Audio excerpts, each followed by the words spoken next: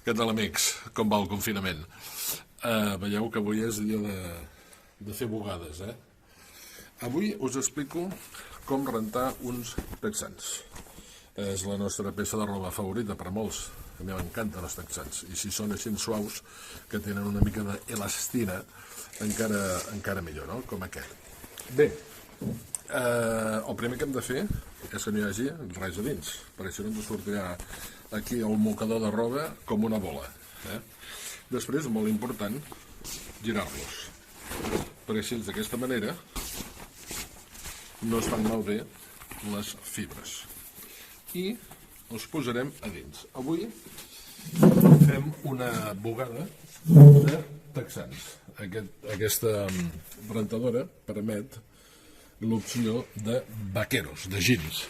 És aquesta rentadora que un servidor va comprar amb en Plada, amb en Josep Maria Plada Vella, a EAS elèctric. Llavors té aquesta funció. Per tant, el que farem serà posar el texà a dins. Veieu aquí que n'hi hem posat d'altres, el del meu fill, el de la meva filla, el d'un servidor. El posarem aquí i, com és habitual, amb el sabó. Posarem, com sempre, una dosis petita de sabó, una miqueta més potser,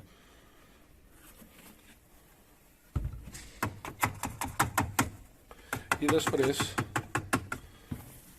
el suavitzant, que, com bé sabeu, serà natural. Suavitzant,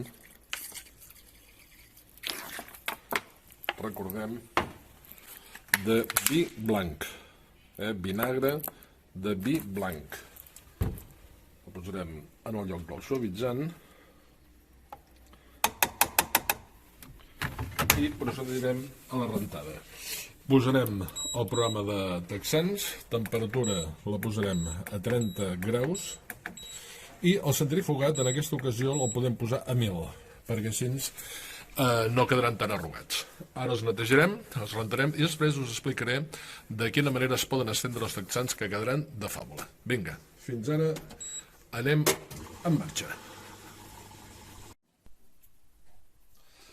Bé, doncs el programa durava 1 hora i mitja, més o menys, i ja tenim aquí els texans. Fixeu-vos que no són massa molls, els hem centrifugat a 1000, potser perquè no fossin tan arrugats, a 800 també quedarien bé, i aquí tenim, doncs, els texans. Fem així, això és molt tradicional,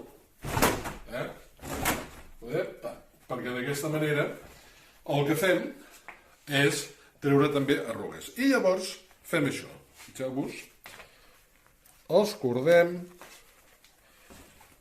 i intentem, si podem, també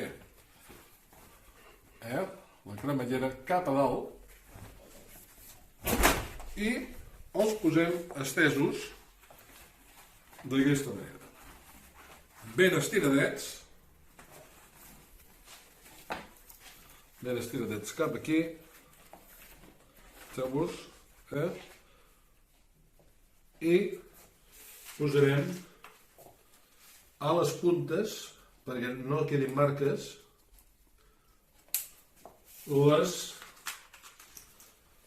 agulles.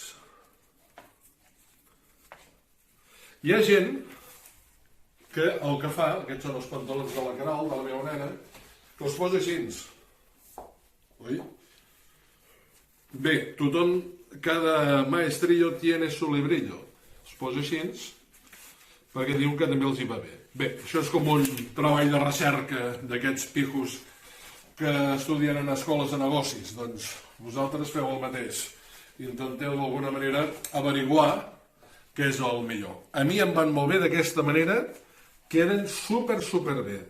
I ara, avui va molt bé perquè ha sortit el sol i els anirem a estendre. I després, un cop secs, veureu com han quedat fantàstics. Fins ara, o fins després, fins que s'assequin. Bé, ja hem entrat ara a la Sissi, aquí tenim els texans, i el que farem serà, doncs ara, fixeu-vos que quedaran superfins, sense arrugues. Home, sempre hi ha alguna arruga, però ara procedirem al planxat manual. Precins marxin. I ara fem això. Anem planxant de forma manual. Anem apretant.